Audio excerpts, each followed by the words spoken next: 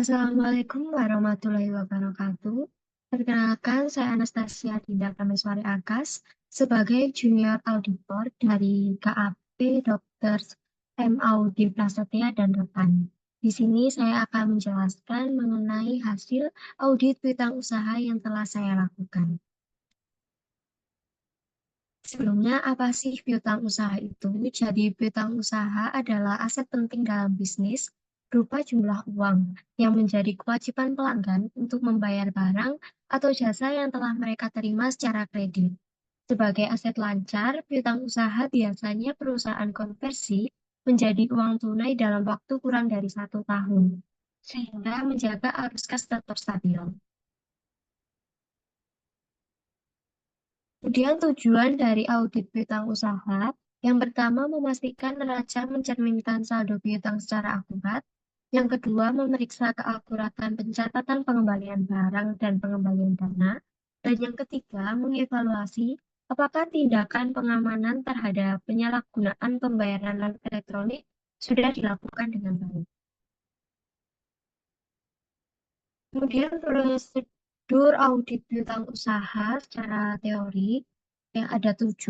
Yang pertama, memeriksa pesanan pelanggan, yaitu auditor akan mencocokkan faktur dengan pesanan pelanggan untuk memastikan jumlah yang tercatat itu sudah sesuai.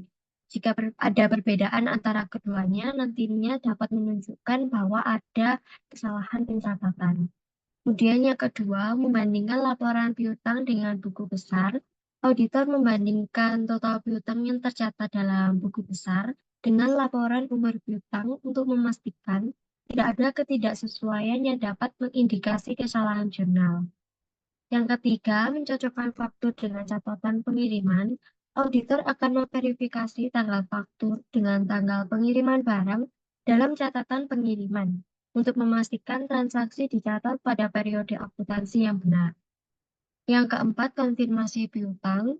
Auditor dapat menghubungi pelanggan secara langsung untuk memverifikasi saldo piutang, terutama bagi pelanggan dengan jumlah saldo besar, faktur jatuh tempo atau saldo kecil.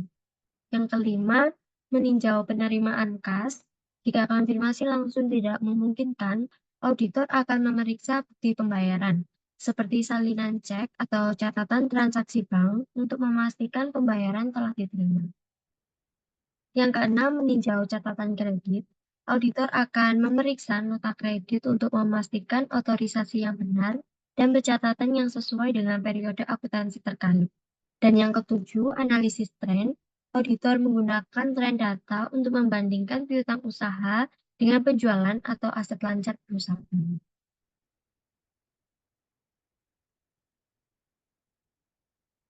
Untuk selanjutnya, untuk melakukan audit piutang usaha ini terdapat informasi yang tersedia, yaitu transaksi piutang usaha dipengaruhi oleh transaksi penjualan kredit dan penerimaan kas dari pelunasan debitur, termasuk perhitungan FIFO dan potongan penjualan. Perusahaan mengelola catatan piutang berdasarkan administrasi faktur-faktur debitur beserta bukti-bukti rekor penjualan. Pelunasan atau pembayaran oleh debitur didasarkan pada jumlah faktur-faktur individu. Faktur-faktur yang telah dibayar dipisahkan dengan faktur-faktur yang belum terbayar. Sedangkan bukti potongan penjualan dilampirkan pada bukti penerimaan kas yang berasal dari debitur. Dalam audit piutang usaha harus mempertimbangkan keterkaitan hubungan transaksi-transaksi penjualan kredit, retur penjualan, pelunasan debitur, kerugian piutang, dan cadangan kerugian piutang. Untuk selanjutnya, bukti audit yang diperlukan.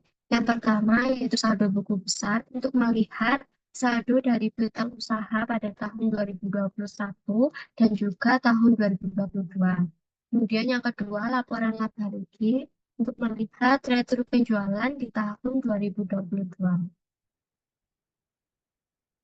Yang ketiga, jurnal penjualan untuk melihat jumlah dari piutang usaha dan di tahun 2022. Yang keempat, jurnal kas masuk untuk melihat jumlah dari piutang usaha di tahun 2022. Yang terakhir, rekapan penerimaan belum ditemukan untuk mengetahui setoran cek oleh debitur yang telah disetorkan langsung ke bank BNI. di mana untuk totalnya sendiri itu adalah 26 juta. Baik, untuk proses selanjutnya yaitu prosedur audit yang dilakukan. Yang pertama, keakuratan catatan, mencocokkan catatan neraca, buku besar, dan pendukung piutang usaha. Yang kedua, hak dan keberadaan, mengirim konfirmasi piutang kepada debitur yang dipilih atau yang ditentukan. Yang ketiga, kelengkapan, daftar piutang usaha dan piutang lain-lain, dan beberapa dokumen pendukung transaksi timbulnya piutang. Yang keempat, penilaian dan alokasi, penilaian tentang dunia piutang dengan menguji kecukupan cadangan kerugian piutang. Dan yang kelima, penyajian dan pengungkapan, membandingkan penyajian dan pengungkapan piutang sesuai dengan SHK. Baik, untuk selanjutnya, cara pengisian kertas kerja. Yang pertama itu melengkapi kertas kerja utama, mana yang diawali dengan menuliskan indeks sesuai dengan pedoman, yaitu indeks B. Kemudian untuk judul kertas kerja adalah piutang usaha. Selanjutnya untuk kolom keterangan diisi piutang usaha. Kemudian pada kolom saldo per buku diisi nominal 656.459.690 rupiah. Dan pada kolom saldo tahun lalu sebesar 491.460.875 rupiah. Pada nominal saldo per buku dan saldo tahun lalu ini dilihat pada saldo awal di buku besar. Kemudian dilengkapi tikmat dan penjelasannya serta berikan paraf dan tanggal selesai pengerjaannya. Untuk yang kedua, menghitung piutang usaha diawali dengan menuliskan indeks, yaitu indeks B1, dan untuk judulnya piutang usaha. Nah, di sini pertama itu menuliskan saldo awal dari buku besar itu di tahun 2021 sebesar 491.460.875 rupiah. Kemudian ditambah dengan total transaksi penjualan kredit di tahun 2022. Ini dapat dilihat pada jurnal penjualan di bagian jumlah dari piutang usaha, yaitu sebesar 1.520.355.980 rupiah. Selanjutnya dikurangi dengan total transaksi pelunasan dari debitur, itu dapat dilihat pada jurnal kas masuk di bagian jumlah dari piutang usaha, yaitu sebesar 1.321.092.165 rupiah. Kemudian juga dikurangi dengan retur penjualan kredit pada tahun 2022, yang dimana dapat dilihat pada laporan laba rugi di bagian retur penjualan, dan ditambahkan juga dengan PPN sebesar 10%, maka untuk nominalnya sendiri yaitu 34.265.000. Kemudian dikurangi dengan penerimaan yang belum dibukukan, dapat dilihat pada rekapan penerimaan belum dibukukan dengan jumlahnya sebesar 26 juta. Maka hasil dari perhitungan saldo awal buku besar tahun 2021 ditambah total transaksi penjualan kredit, dikurangi total transaksi pelunasan dari debitur, kurangi retur penjualan kredit tahun 2022, dan dikurangi penerimaannya belum dibukukan, maka hasilnya sebesar 630.459.690. Hasil ini merupakan saldo dari audit. Kemudian dibandingkan dengan saldo buku besar di tahun 2022 sebesar 656.459.690 rupiah, maka didapatkan selisih sebesar 26 juta. Kemudian lengkapi tikmat dan penjelasannya, serta memberikan paraf dan tanggal selesai pengerjaan.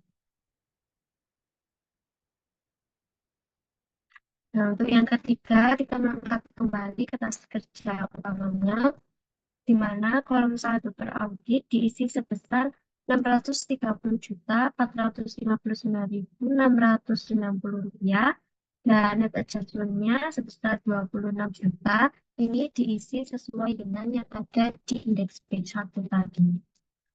Kemudian melengkapi hikmat dan penjelasannya. Dan hasil akhir dari kertas kerja utama ini nanti diisikan pada kertas kerja neraca. Selanjutnya berikan paraf dan tanggal selesai pengerjaannya.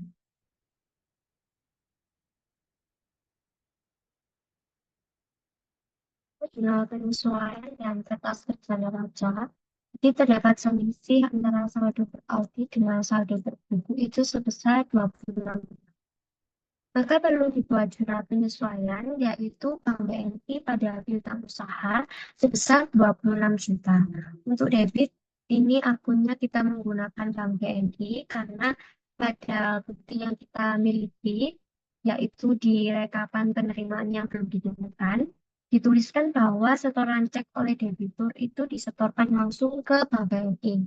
Jadi untuk perusahaan sendiri itu belum mencatat piutang usaha yang telah diberikan karena langsung disetorkan ke Bank BNI.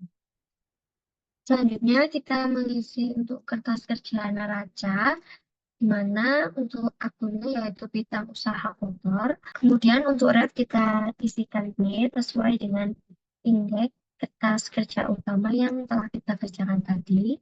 Selanjutnya saldo buku pada 31 Desember 2022 yaitu 656.459.690 rupiah. Dan untuk saldo tahun lalunya di tahun 2021 adalah 491.460.875 rupiah. Kemudian untuk saldo audit di tanggal 31 Desember 2022 yang telah kita hitung tadi yaitu sebesar 630.459.690 rupiah. Maka terdapat selisih atau net adjustment dengan saldo buku di tahun 2022 yaitu sebesar 26 juta. Selanjutnya kesimpulan, audit atas piutang usaha PT Wahana Eka Setia dilakukan untuk memastikan bahwa saldo piutang dan laporan keuangan tercatat secara benar dan mencerminkan kondisi yang sebenarnya. Melalui pemeriksaan dokumen penjualan kredit, pelunasan debitur, serta retur dapat dinilai keakuratan dan kelengkapan pencatatan perusahaan. Hasil audit itu menunjukkan adanya selisih sebesar 26 juta yang berasal dari penerimaan kas yang belum dibukukan, sehingga perlu dibuat jurnal penyesuaian. Dengan demikian, laporan posisi keuangan PT Wahana Infrastruktur pada akun piutang usaha menyajikan informasi secara wajar dalam semua hal yang material sesuai dengan standar akuntansi yang berlaku dan ruang lingkup audit yang telah ditetapkan.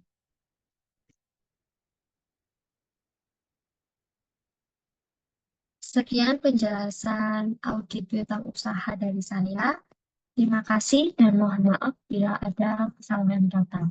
Wassalamualaikum warahmatullahi wabarakatuh.